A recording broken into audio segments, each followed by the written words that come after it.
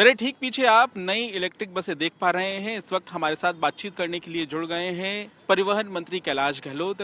दिल्ली सरकार का फोकस मुझे लगता है कि अब सिर्फ इलेक्ट्रिक वाहन ही रह गया है। दिल्ली में क्या कुछ नया टारगेट है और आज कितनी बसें बेड़े में शामिल हो रही है और भविष्य में क्या टारगेट आपका रहेगा उसके बारे में भी बताइए। नहीं, पहले तो मैं ये थोड़ा सा आपने जो कहा कि केवल इलेक्ट्रिक वाहन पे रह गया हाँ। है। दिल्ली सरकार का हर उस चीज़ पे ध्यान है जो एक आम आदमी को अफेक्ट करती है। किस प्रकार से दिल्ली वासियों का जीवन और बेहतर बना सकें उस पे मेरे माननीय सीएम अरविंद केजरीवाल जी लगातार नज़र बनाए रखें और लगातार काम कर रहे हैं। ठीक है। जहाँ तक बात इलेक्ट्रिक वाहनों की है, बिल्कुल ठीक कहा आपने, क्योंकि प्रदूषण के खिलाफ जब लड़ाई की बात आती है और किस प्रकार से करोड़ों जो लोग हैं वो अफेक्ट होते हैं पोल्यूशन से, तो मेरे ख्याल से सबसे बड़ा और ठोस कदम अगर पोल्यूशन को कम करने की अगर बात करें तो मेरे ख्याल से जिस प्रकार से इलेक्ट्रिक मोबिलिटी और इलेक्ट्रिक व्हीकल्स में पुश हुआ है, ये मेरे ख्याल से इनक्रेडिबल है। ठीक है। देश में कहीं भी इस प्रकार से इतनी स्पीड से इलेक्ट्रिक बसेस का रोल आउट नहीं हुआ है। पीछे हम जो बसें देख रहे हैं इनमें खासियत तो आप कई बार बता चुके हैं, लेकिन आज कितनी बसें शामिल हो रही हैं, अब तक कितनी बसें दिल्ली की सड़कों पर दौड़ रही हैं वो भी बताइए। जी, सो आपको याद होगा पहले 2022 में हमने कुछ बसेस फ्लैग ऑफ की। फिर तो वो 300 बसेस का पहला लॉट था। उसके बाद अभी कुछ टाइम पहले 400 बसेस हमने फ्लैग ऑफ किया सितंबर में, तो वो 700 हो गया। ठीक है। और 100 बसेस जो छोटी वाली अभी चल रही हैं तो 800 हो गया। और ये 500 बस मिला के 1300 का फिगर हम अचीव कर लेंगे, जो कि देश में किसी भी शहर में सबसे ज़्यादा है। आगे क्या आपकी प्लानिंग है, क्योंकि एक तरफ आप पॉलिसी भी लेकर आए हो एग्रीगेटर्स के लिए, डिलीवरी पार्टनर्स के लिए, साथ ही साथ बसें भी सड़कों पर उतरेंगी। अभी भी कई जगह ये देखने के लिए मिलता है कि लोगों को कनेक्टिविटी बेहतर चाहिए। उन सवालों का जवाब आप कैसे देंगे? आपको लगता है कि बसों की कमी है या वो कमी पूरी हो रही है?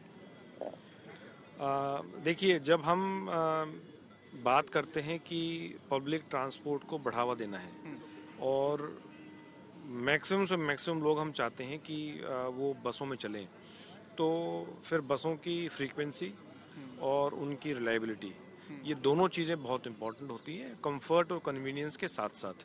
आई थिंक हम उसी दिशा में बिल्कुल चल रहे हैं और लगातार बहुत ही प्लान्ड वे में इसको हम बहुत अच्छे तरीके से एग्जीक्यूट कर रहे हैं। और चाहे वो कैब एग्रीगेटर पॉलिसी हो, चाहे प्रीमियम बसेस, अगेन एक बहुत ही प्रोग्रेसिव पॉलिसी है प्रीमियम बस की, कि पूरी जो फ्लेक्सिबिलिटी है वो ऑपरेटर को या जो भी प्राइवेट प्लेयर है जो बसेस चलाना चाहता है उसको हमने दे दी है। सिर्फ 2-3 शर्तें हमने रखी हैं कि वो बढ़िया एयर कंडीशन कंफर्टेबल बसेस होनी चाहिए। ठीक है। डिजिटल टिकटिंग होगा और बाकी सारी छूट उसको है, किराया वो तय करे, रूट अपना वो तय करे, जो भी डिमांड सप्लाई का उनका वो। तो ट्रैकिंग रहेगी इन बसों की भी, लाइव ट्रैकिंग रहेगी? बिल्कुल, वो तो वो हमने स्टैंडर्ड बना दिया अपना।